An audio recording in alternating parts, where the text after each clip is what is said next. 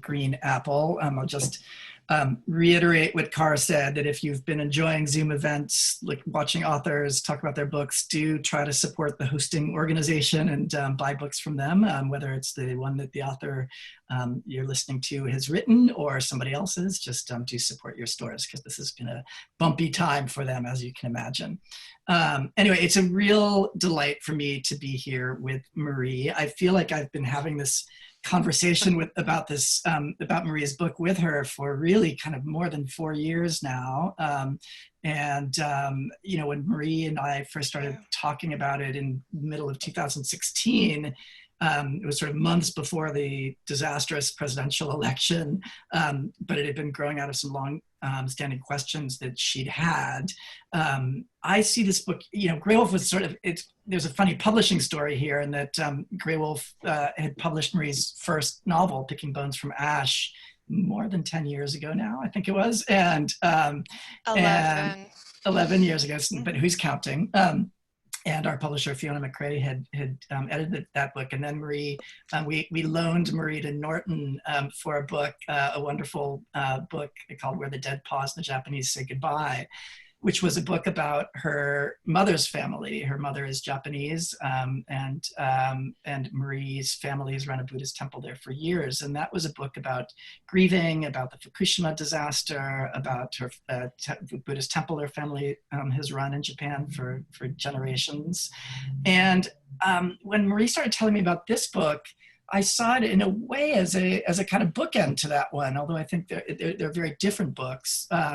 But where that book was very much about her mother's side of the family, this book, American Harvest, which you guys have seen, is very much about her father's side of the family. And her father, Marie's father, grew up in Nebraska on a wheat farm. So you know, when we first started talking about this book, Marie, in 2016, it was sort of, you know, months before the election, but I think to us it seemed, you know, certainly super timely in terms of, like, I thought that, you know, questions around the urban-rural divide in the country were really getting increasingly difficult and thorny. And you had this incredible vantage point from which to kind of explore them.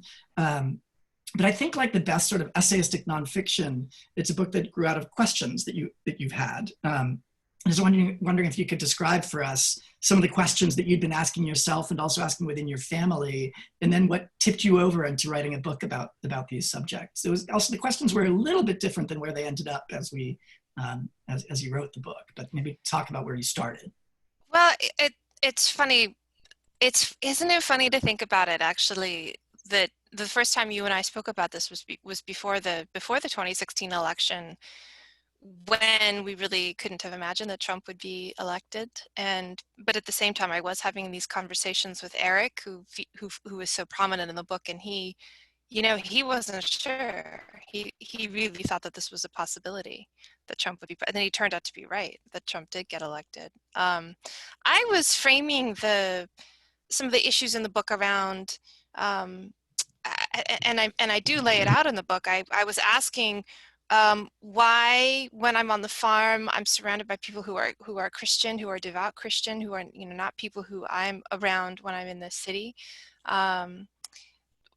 So you know, what animates that way of life, and why do so many of those farmers seem to be fine with GMOs, whereas at the time that I was first thinking about writing this book, my friends who were in the city, I was living in New York at that point, were really vocal about buying organic food, but also diehard believers in evolution, and by and large kind of atheists. Maybe they might say they're agnostic. And so there were so many differences there that were so significant. But I felt like there was some sort of contradiction between believing in God, potentially believing in creationism, but being fine with GMOs and with the manipulation of genetic material, but being in the city and not being okay with manipulating genetic material, but also not believing in God. And I thought, what is actually happening there? So that's kind of how it arose. But it was Eric, who's the lead character in American Harvest, who said, you know, you're not asking a question about God or even religion. He said, you're asking about what he called the divide. Yeah, and so that was before the 2016 election. Although I think some of the fissures, we were already seeing certainly in the Trump campaign. The thing that I really did like about this book, though, is that it's something we talked about along the way, is that you didn't want it to be a Trump book, right? So his name is actually, I think it's maybe mentioned once in the book, which is sort of a relief, because a lot of the issues that you talk about kind of go beyond this particular president, certainly. But what really concerned you was really this, how we get our food. And you had this great vantage point. Tell us a little bit about the farm that you knew, and how your father grew up, maybe, and what he knew. He didn't stay in farming, obviously. You grew up in Carmel. Right. So it's a little bit of it's an unusual story. It's not unheard of, but it's a little bit unusual. Ever since this book was published, I do hear from people who grew up on farms, or who grew up in families where they did do custom harvesting, which is what Eric, the main character, does. But my father was actually born in California. He was actually, he was born, his parents were both born in Nebraska, in the early 20th century, and left and met each other again on the West Coast and started their family there. And then after the end of the war, my father was born in California, but so they would have gone to Nebraska to visit relatives, etc. But they moved back to Nebraska after the war, and kind of Kimball, back to Kimball, Nebraska, which is in the Panhandle, and returned to the land. And so my dad was 7. Right. When this happened, and his older sister, my Aunt Jane, was a teenager at that point, so it was really traumatic for her. And so they all went back to school in Nebraska, and so my father grew up really watching his father work the farm and work the land. So then I grew up.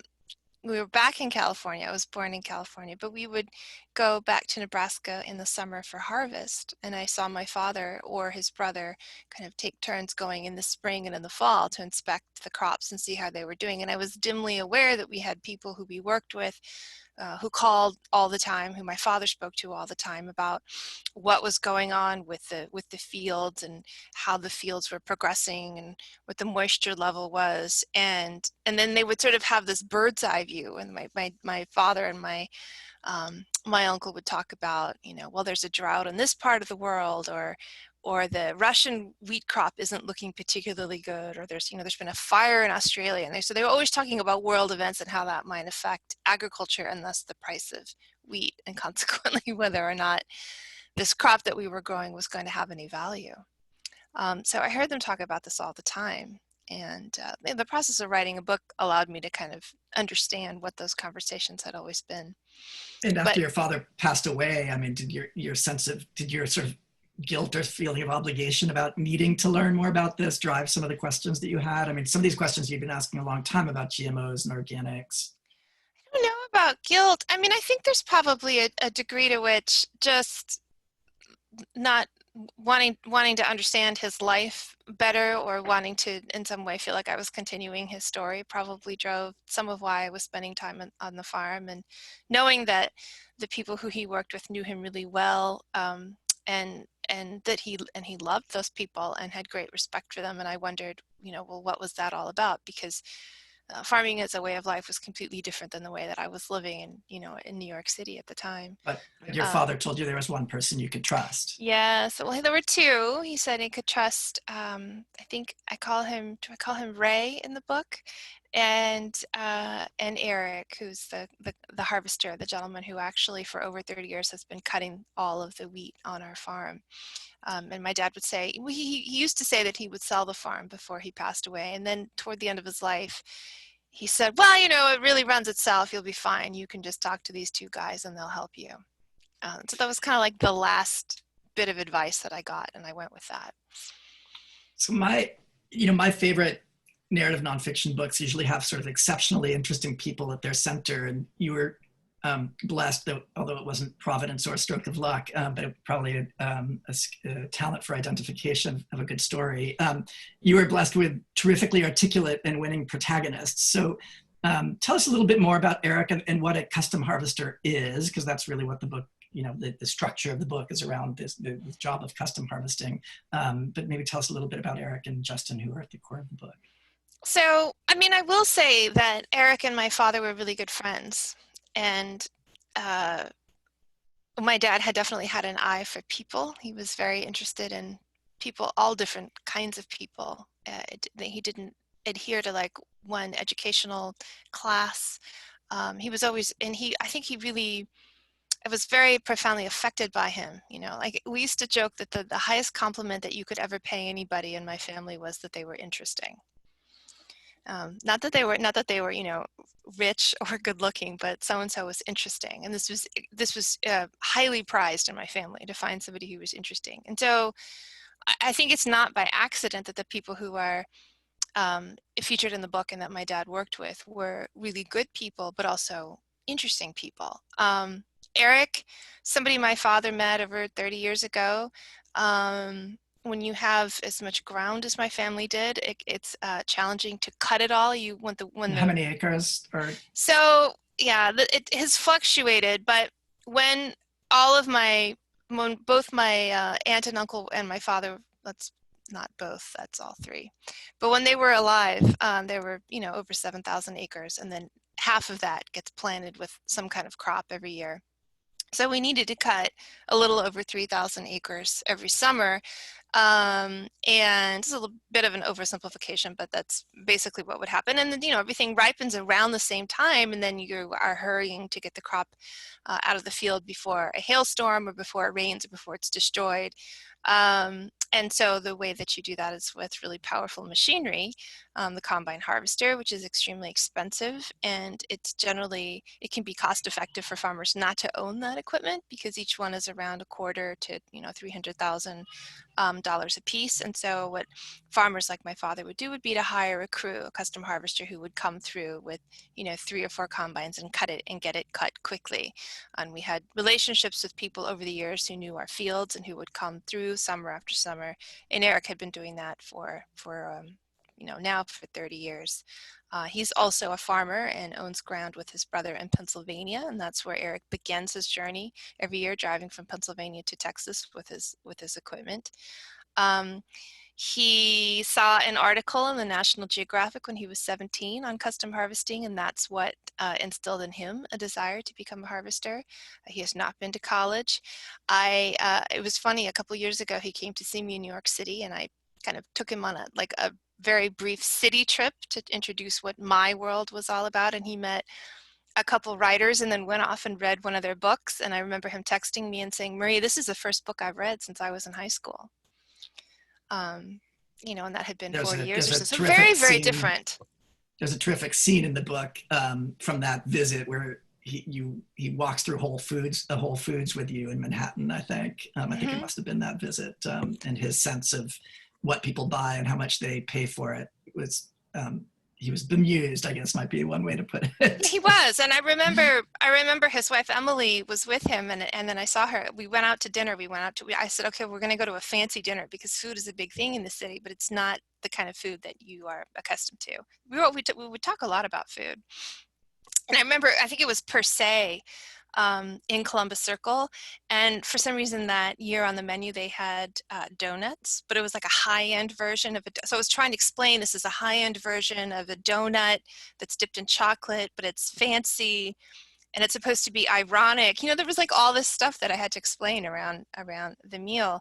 But I remember the following year, Emily said to me, "So is being a foodie still a thing in New York?" And I said, "Well, it'll always be a thing." And then now people in New York City say to me, "Well, with the pandemic, Marie, that's all over."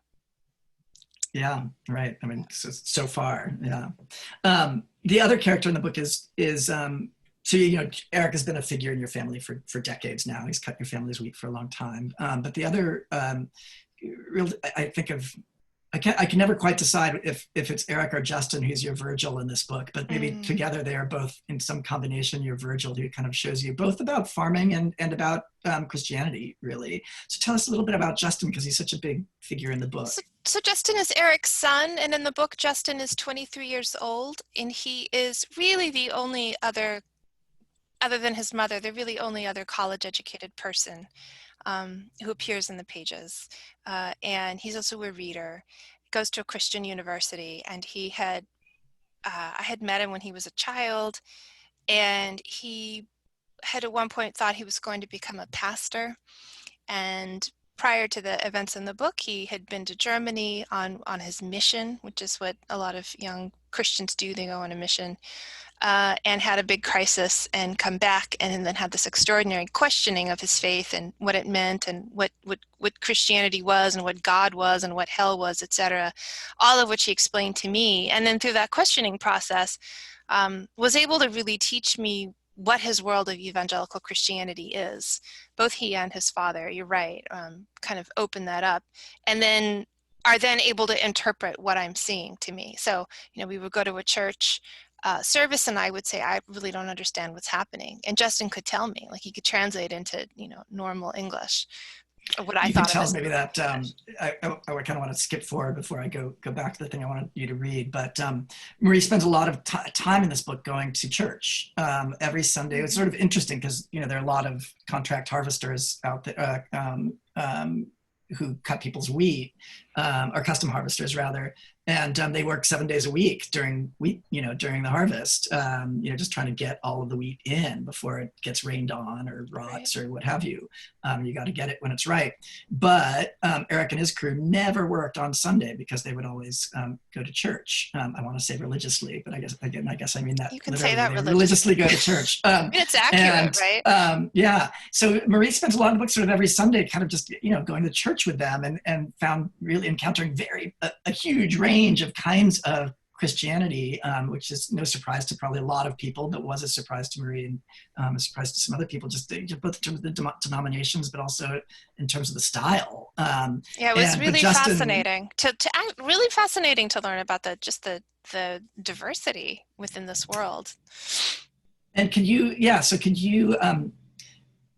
because this was really a big piece of it, was the connection between religion and the land and the food that gets on our table and the history of the United States. I mean, all of these things are, and Marie's kind of great gift in this book is to bring all of these kind of elements into complicated conversation and show us how they interpenetrate. But you talked about your kind of exploration of Christianity in this book, and these are very religious Christians, as you say, who you're with, Mennonites, mostly Eric's crew. Right. But Justin, because he was, both, at a Christian university and had read a lot and had, was thinking about becoming a pastor himself, could, as you said, sort of translate the sermons that you were hearing. And, you've talked about this book being about the approach to Christianity, and you're becoming kind of conversant in it was like learning a foreign language. And maybe you could tell that anecdote that I've heard you say before about, you really loved one sermon and you're just like, oh, this is great. I love this version of Christianity and Christ. And I can go with that. But then he sort of was like, well, you tell that story. Well, is this the mega church, the one where I was really moved, and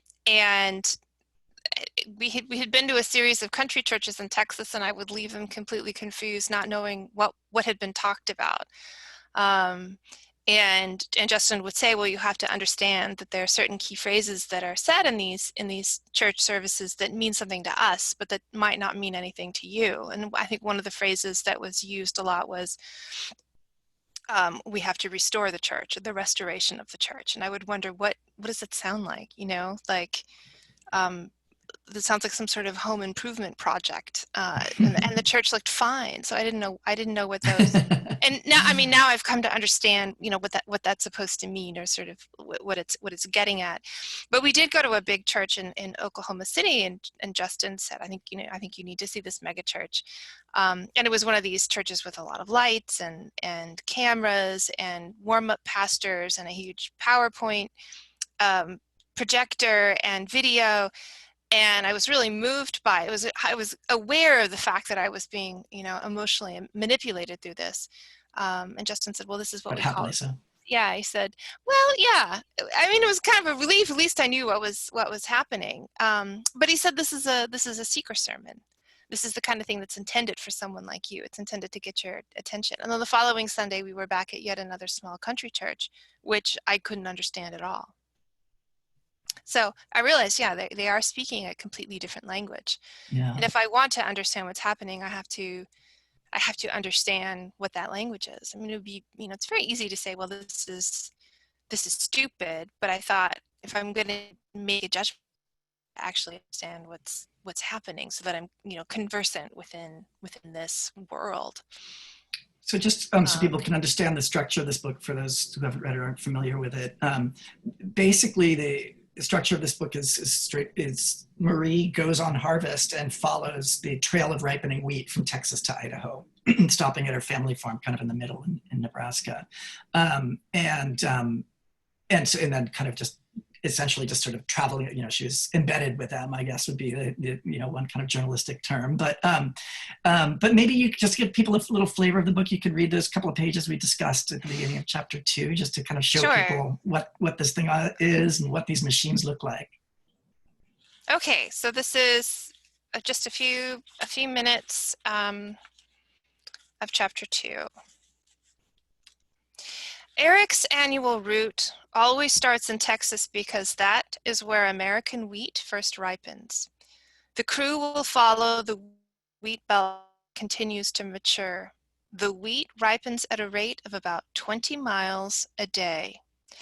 Over the years, Eric has built up relationships with farmers who own land in each of the 7 states, and they all work on the assumption that he is coming to cut their crops. Each year, the arrangements are made on a handshake. There are no paper contracts. For harvest this year, Eric is traveling with Emily and Justin. His older son, Winston, usually accompanies him too, but his wife is expecting a new child and he will stay home in Pennsylvania without her. 2 other family members are with the harvest crew, Bradford and Bethany, who are brother and sister, and Eric's nephew and niece. Bradford is 21 and Bethany will turn 20 while on the road. These are young from the community back home.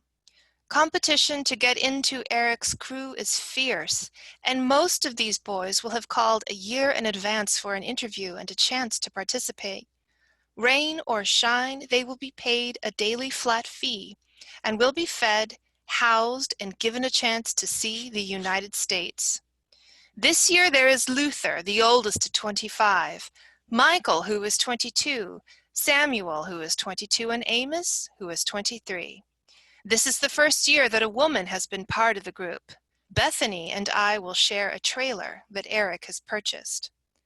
A few days before I arrive, Eric drove 1,400 miles with his crew from Lancaster, Pennsylvania to Hydro, Oklahoma, where a friend and fellow harvester, Dwayne, lives.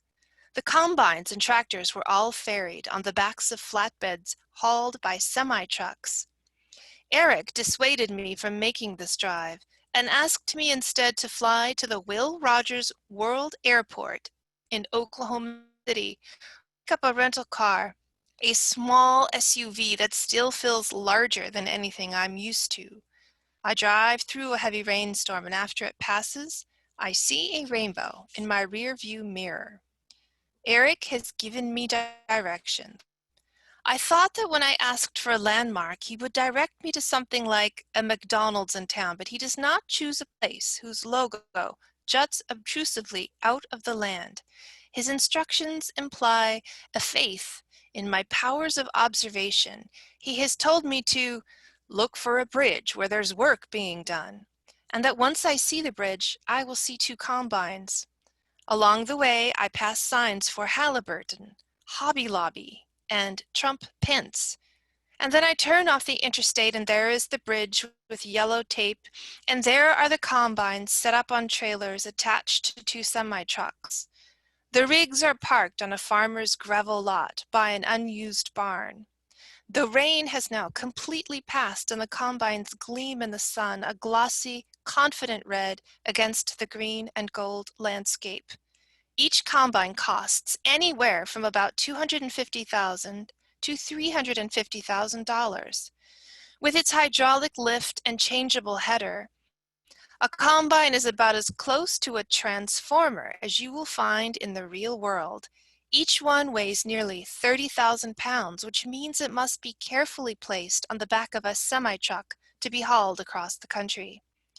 All the different pieces of harvesting equipment are bit like pieces of a puzzle with space at a premium. To accommodate 3 combines, 4 headers, a tractor, 3 grain hoppers, and a grain cart, all of which must be loaded onto 4 semi-trucks, Eric has devised different ways to transport each configuration. One truck has a combine and a hopper behind it, and another has a combine with a hopper and 2 headers fitted inside. The header is the knife of the combine and the part that cuts the wheat.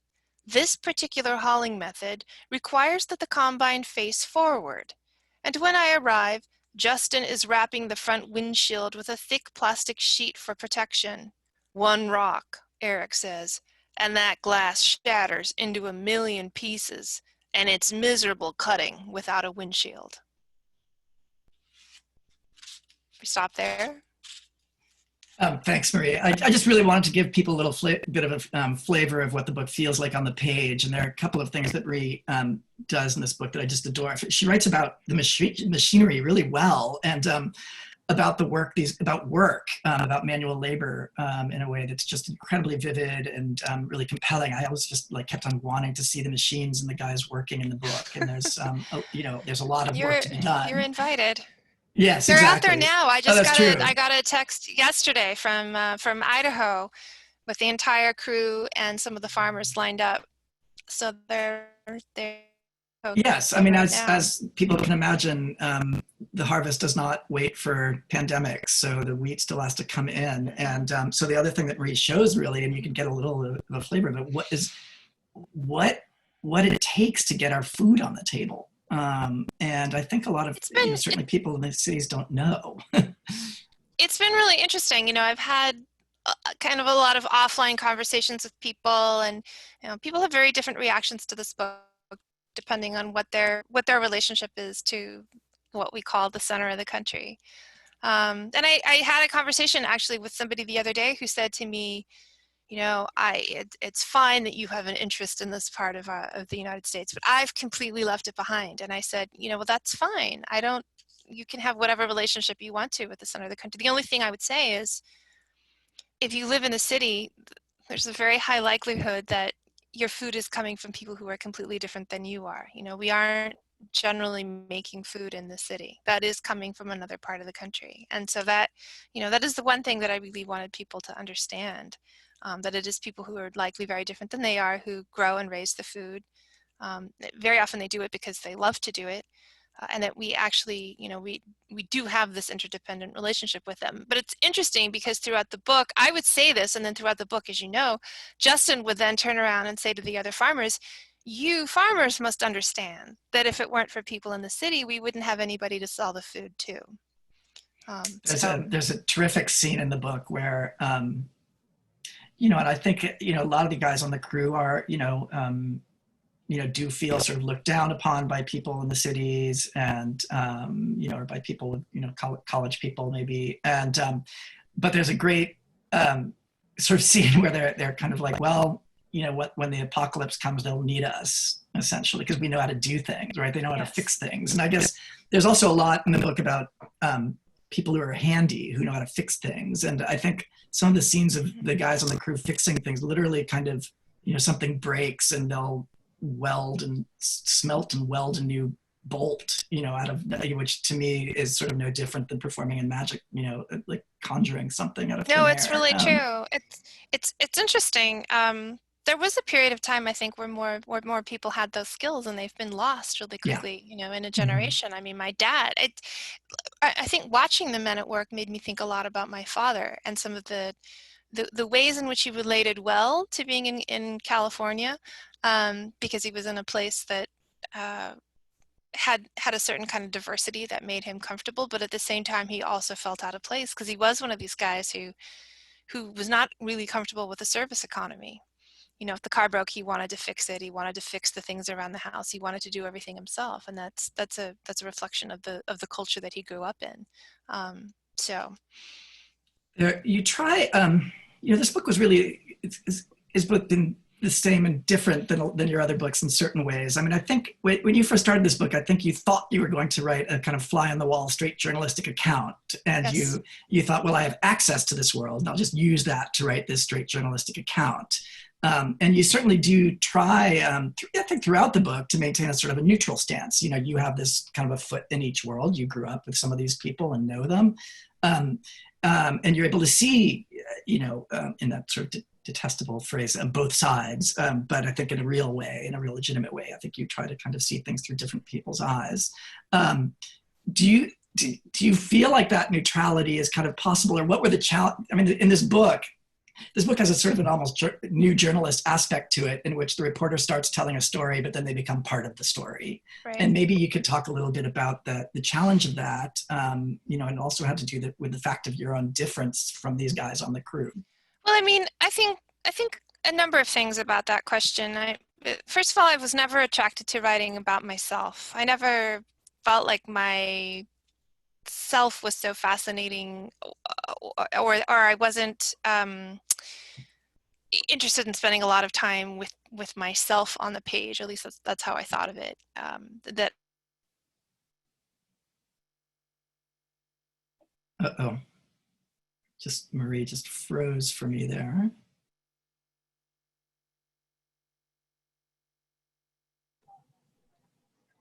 Hey, Marie, can you hear us?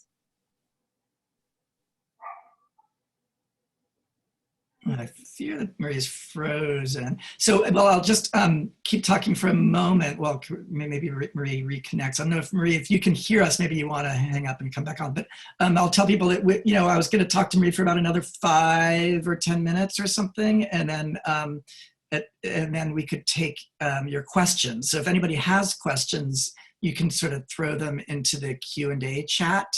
Or I guess into the chat box, but there's a Q&A at the bottom of, well, let's see, how can I do this?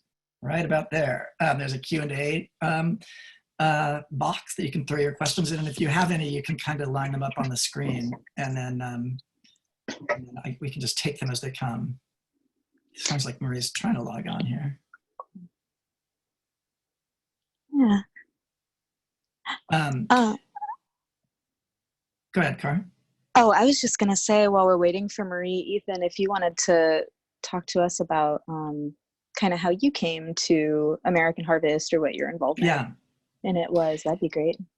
Yeah, so it was interesting. Like I said, I mean, we'd published Marie before, and Marie and I had kept in touch, and I admired her last book that Norton published really quite a lot.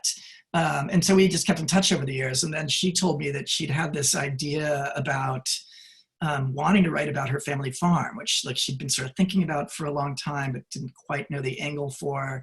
And she had all these pieces that she wanted to write about. She knew that it was going to have to do with GMOs. She knew it had to do with organic food. She knew that it was going to have to do with religion. It probably had a little bit to do with race, because she came from a biracial background. So it was about all of these things. And we weren't totally sure how they were all going to come together. But there's sometimes, I think, as an editor at a publishing company, where if you feel like you've got a good writer and you've got the right person, you've got to trust them to find their way into the subject. And, the things that she was saying, both in the proposal that she wrote for the book, and then just really, with us on the phone as we talked to her about the possibility of publishing it, that were really compelling to me. And I, she'd had a track record of writing books before, and the previous nonfiction book was really so compelling, and I just sort of liked her prose and liked her mind, and that seemed enough to go on. And then of course, when the election actually happened, suddenly the book looked extremely more relevant. I'm just telling the story of how we acquired the book a little bit, Marie. So then suddenly the book looked extremely relevant, that this would, this story about the divide was certainly become very, very concrete. So that's how we kind of came around to it. And then there was a little bit of a moment where the structure of the book, when we bought it, the structure of the book following the wheat harvest didn't exist yet. And I think Marie came into realizing that Eric was going to be a central character. And when she first, he was always sort of in there as somebody who had invited her along. And, but then, he was really great. She started writing some pages about him, and I was like, oh, he's just terrific. And I remember saying something kind of really lame oh gosh, he has all the Boy Scout virtues. You know, he's a good man, Eric. And I also had the great luck of meeting him and his son Justin last fall, I guess it was, or actually no, early this spring before the lockdown. Gosh, it was only this spring, wasn't it? It was, gosh, it seems like a universe ago. But they were visiting Marie in California. I said, oh my God, I have to take them to Chez Panisse, to the temple of organic food that they probably think is funny. And so we were able to do that, and they were really, really lovely people. But I can't remember now, did Eric invite you on Harvest sort of before we bought the book, or did that happen sort of as you were? We were having a lot of conversations. We had a lot of conversations over the years about, you know, what is farming, and that I wanted to write. And I think that before the internet quit here and restarted, you were asking me about how the book came to be. And so we had conversations about writing a book, and me wanting to write a book about it. And I think I had turned in the proposal to you, and we had sold it in September, and the election happened in November, and both he and Justin called me as soon as the results came in. And I think it was shortly after that Eric had said, you know, why don't you come along? But I think he was thinking about it before that, because he had picked up the trailer that was going to be the all girls trailer for the first time. And I think that and he had said over the years to me, I would really like you to see the country. You know, you will really understand farming if you go on the road. I would really like you to meet these people. I'd like you to, you know, so he had sort of expressed this desire to share more than this tiny piece of farming and harvesting that I had seen. Yeah, and though, you know, again, I sort of touched on this earlier, you know, Eric is very religious, very conservative, and yet was anti-Trump, essentially, and he wanted to show you that there was this other possible way of being a Christian. That's not really overtly said in the book. It's kind of implicit as you go along. It's true, and that's something that I think that you and I talked about not playing up the Trump part, but I mean, he also sort of said to me, I would like you to see, he was basically to see the culture of these people, and why somebody like Trump would be meaningful to them, and how Hillary at the time would not have expressed anything about their world. And so that was something that I was trying to get out, but it was so clear that what we call the divide isn't something that's here just because Trump was elected president, right? It's something that is, it will be here even after the next election, no matter how the next election goes. And it had been in the culture long before this election. And so this is a book about, there's a good question. I want to get to some of the questions here. This is a book about conversation, about the need to keep lines of conversation open. And I would say that is something that I really like, that Marie is absolutely unswervingly dedicated to the necessity of talking to people who are different from us. And whether or not you disagree with them, whether or not you are sure that they are wrong, but just the necessity of staying in a conversation with people who are different from us. And, you know, it's interesting when you showed the book to Eric and Justin, right when we were kind of finalizing it, they thought it was like a little depressing at the end. I mean, Marie's presence on the crew towards the back half of the book starts being disruptive. Some of the people get tired of all of these questions she's asking, and her, you know, discovery of things in the Book of Revelations, and asking them what they thought about it. But, you know, what you said to them is like, well, this is the beginning of the conversation. You know, this book doesn't like tie up, you know, these differences in a bow, because they cannot be. They're very complicated. But somebody asks here, and so it's been interesting to me, just as we've been texting and talking over these months since the book came out, and obviously, you know, suddenly as you published your book, we're suddenly in the middle of a pandemic, and shortly after that, in the middle of huge civic unrest because of the George, Floyd's murder. And somebody asks here, this year, is the crew at all concerned about contracting and spreading COVID? I live near meat processing facilities, so I see how the pandemic is altering food prep and the supply chain. How does the crew see it? And it's been interesting. You have kind of continued and seeing actually how some people approach some of these things very differently and kind of culturally differently, and were frustrating to you. I think anyway, I don't want to answer the question for you, but I'd be curious about how these things have cropped up, as it were, in the last few months, just as you've kept in touch with Eric and Justin. Well, so in terms of spreading COVID, I know that there are. I mean, I'm not there, so I don't get to see all of the processes that are in place. But I know that there are a lot of different things in place. So, like in the book, every time we unload wheat at an elevator, very often the truck driver gets out, and so and then they weigh the truck before and after the wheat is delivered. Well, so now the truck driver can't get out of the truck. And there's no interaction when the combine or when anything breaks down and they need to pick up a spare part from a dealer. The way that transaction is handled is different. So there are different practices that are in place just within the world of agriculture that reflect the pandemic. There was actually something that they were very worried about for a while. All of the DMVs were shut down earlier this year, and Eric had new truck drivers who needed to get their CDL licenses, but with the DMV shutdown, they couldn't get their licenses. But I think that paperwork has since been sorted out. I don't think that they're driving their equipment with face masks. I mean, I don't know, but I don't think so. And in the photo that I was sent yesterday, they were not wearing face masks. But it's interesting because when they left Nebraska and went to Idaho, I said, please be more careful. There's a higher infection rate in Idaho than there would have been in Nebraska, and there are more people. So, I mean, I think that there's probably kind of a variation in how people feel about the virus and whether or not they've seen it. But I get anecdotally, I'm told, well, now we're hearing so-and-so has it, so-and-so has it. So, they know that it's real. But I haven't had all of the conversations that I would like to have had in person had I been there. But you did touch on it, without betraying any confidences. I mean, you did touch on George Floyd, and I think you told me something like, Eric, I can't remember if it was Eric or Justin, thought that there might be some movement. So that's really interesting, right? Because at the end of American Harvest, there's a whole section about Black Lives Matters, right? This has been going on for a while, and at the very end of 2017, that was when the Charlottesville protests took place. Well, but that was a moment of great frustration in the book, right? Yes. You went to a sermon that was not mentioned. Yeah, so I went to a church in Idaho, and nothing was in this. And so back in 2017, a young woman whose name escapes me at the moment, but she had been killed in the middle of these protests. And so all of my friends who I was following on social media were very upset about this, and not a thing was said in church in Idaho, and I was very angry. And Justin says to me, you watch, Marie, they're not going to say anything in church, and in fact they didn't. But this year, it's interesting, Eric called me and he said, I just want you to know, and this is all the way back in Texas, so that would have been in May. He said they're praying for Americans everywhere in church, and they're talking very directly about Black Lives Matters, and then they're having conversations within the trailer with him about what structural racism is. And this is not a conversation we would have had 3 years ago. Yeah.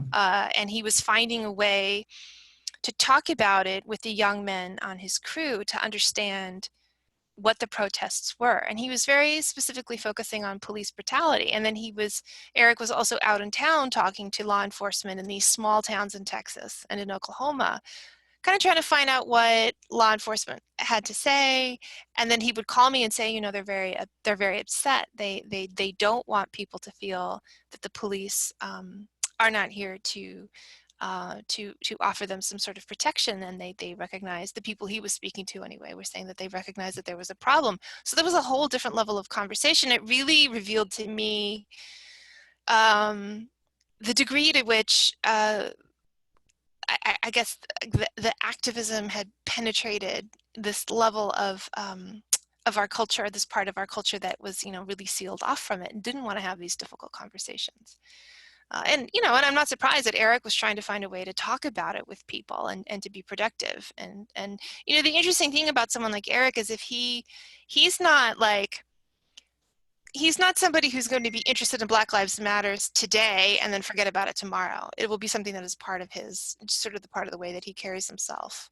From here on out. He's such an admirable character in the book, and he's a good person, and he's very thoughtful, and really strong sort of moral core. He's very appealing in that way, and just very thoughtful, which makes for a good protagonist. But I mean, I also think there are people who I've spoken to who as soon as the the shelter-in-place order was issued also wrote to me saying, you know, Marie, this is unconstitutional. We shouldn't have to stay home. Yeah. And I thought, what? You know, because I'm really surrounded worried. by, yeah, I'm surrounded by people who are, you know, wearing, I mean, I've been cleaning up my mother's things and I found a bunch of Japanese face masks, and I'm somebody who's going to be careful in a pandemic. So it was weird to be talking to somebody who said, hey, you know, I think it's not constitutional to order us to stay at home. So there, Yeah. I continue to run into this very different culture and this very different way of thinking about things.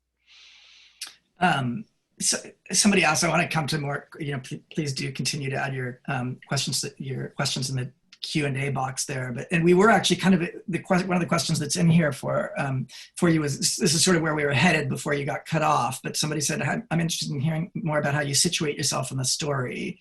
Do you situate yourself in terms of the road trip with the crew, or in terms of your family involvement in food production and commodity speculation? So I guess that's just, right. I guess sort of just where was your perspective? Where were you coming from? My perspective was really more initially thinking, I have access to this world, and I would like to be able to write about, you know, what is the human story here, and who are these people, and what is happening. And I underestimated what my role was within the story. Not because I was trying to avoid anything really, so much as I didn't like to think of myself. I was afraid, honestly, I was afraid of thinking, of coming across as narcissistic in any way. You know, like, I have this great story about myself to tell. Was not interesting to me. It was the world of farmers and farming that was interesting to me. And I'm not a farmer, and so I didn't really think that I was part of the story. But it became clear to me that that was not going to be possible to maintain that sort of distance. There's some, you and the editor haranguing you about it. There was the editor haranguing me, but also I think in my head I was thinking of people like Ian Fraser, who have a wonderful voice, and so they're present in the story with their voice. But you think of them as being these objective sort of observer types, and that was what I thought I was supposed to do, was to observe and then, you know, report what I was observing, and then that became impossible. And it has made me think a lot about this idea that we have, that there's, you know, an objective universal observer, that I think that may never actually have really been true. So by the end of the book, it becomes really clear to me that no, you know, I can't actually tell the story in that way. And then some of that does become very clear. And also by the end of the book, if you talk about farming, there's a lot to talk about with farming. But if you start to ask, how did this land become farm ground? You're asking, how did this land become settled? How did the US government apportion these pieces of land so that they become pieces of farm ground? Who came here?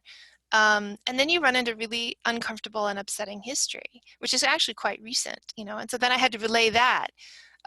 And really investigating that very closely was very deeply upsetting. And so then I was thinking about the mental gymnastics that people went through in order to apportion the land and to settle it and turn it into farm ground. And so I left, you know, when I left Harvest, I was really in quite a dark place, not only because, you know, people were tired of having this writer woman wandering around asking a lot of questions, but because the history of the land was really very distressing. It really exposed to me some really dark psychology about people, and that was a sad thing to run into and to sort of have to process. It's a great accomplishment of the book that you're able to look at the history straight on, and the genocide of Native Americans in the land, the inequity of how the land was allotted or given to some people. And then we meet Native Americans in the book because, of course, they're still on the land. They're still there. And then they saw me and thought I was a Native American, which was very confusing and absolutely not something that I expected to have happen.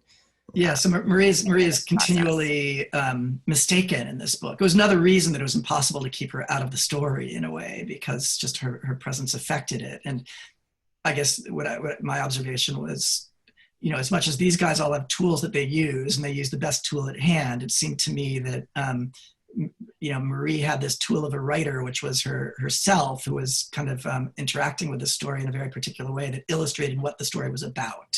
So I think that was sort of how we kind of, came about kind of having your involvement in the book. And somebody also says, I think the environmental history sounds necessary to this book. Yeah, I mean, it's a trick to kind of have a book about, you got to be careful about that the book can't be about absolutely everything. And yet Marie really does tie a lot of these strands together. She does talk a lot about just, the areas that she's talking about largely are monocultures. And we're very, we those of us who, obviously many people on this Zoom meeting are in California, where we have a bounty of, it's easy to grow just about anything here, but that is not true for a lot of the land. And so your discussion of well, and part of why we can grow everything in California is because we've diverted so much water to take advantage of our climate here. Yeah. And in a natural setting, California would not actually be able to grow everything. It's just that, and there was I don't know if you remember this, but there was a whole period where I wanted to do like a little description of how it is that California has this irrigation. I mean, California is really terraformed, essentially. And I spent all this time reading about the California irrigation system and realized that I couldn't actually compress it into 3 paragraphs, and so I gave up.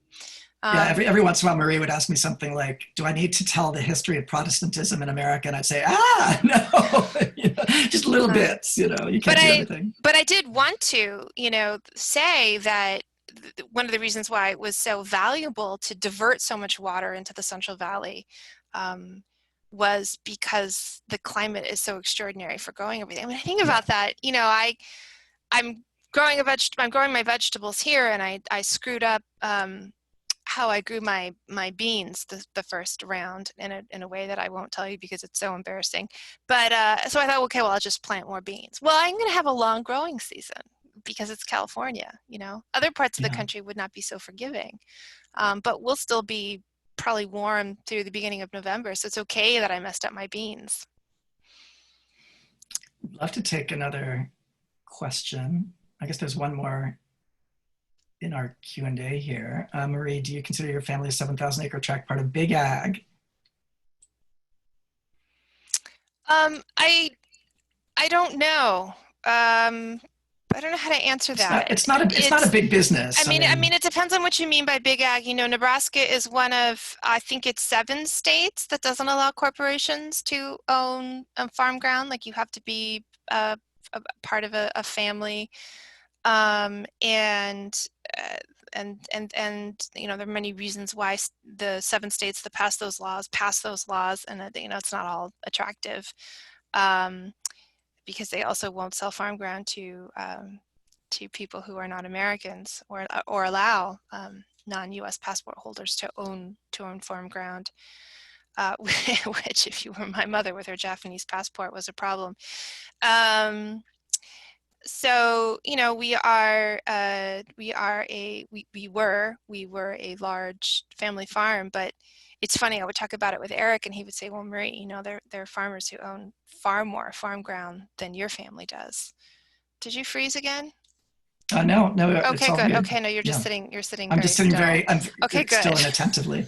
I'm worried that so I'm still not exactly sure how I place us, and now we're in a strange situation because my uncle has sold his farm ground, and so he doesn't own it, so it's just what was left in the trust from my mother and for me.